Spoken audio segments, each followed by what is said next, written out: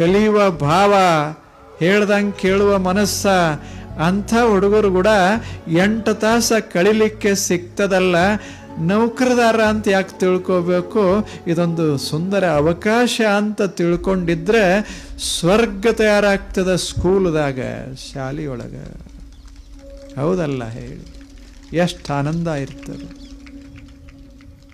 ಮೊದಲು ಮಾಡ್ತಿದ್ದಿಲ್ಲೇನು? 2 ಮೊಮ್ಮಕ್ಕಳನ್ನ ಕರ್ಕೊಂಡು ಮಗ್ಗಲದೆಲ್ಲ ಹುಡುಗರನ್ನಿಷ್ಟು ಕರೆದು ಮುಪ್ಪಿನ ಜನ 2 ಕಥೆ ಹೇಳ್ತಿದ್ರು. ಏನು ಮಸ್ತ್ ಹೇಳೋರು. ಆ ಮಕ್ಕಳು ಕೂಡ ತಮ್ಮ ಆಯುಷ್ಯ ಮರಿತಿದ್ದರು. 70 ಆಗ್ಯಾವ 80 ಆಗ್ಯಾವ ಅನ್ನೋದನ್ನು ಮರ್ತ ಬಿಡ್ತಿದ್ದರು. ಕಥೆಯೊಳಗೆ ಮಕ್ಕಳು ಕೂಡ ವಯಸ್ಸು ಹೋಗಿದ್ದೇ ಗೊತ್ತಾಗ್ತಿರ್ಲಿಲ್ಲ.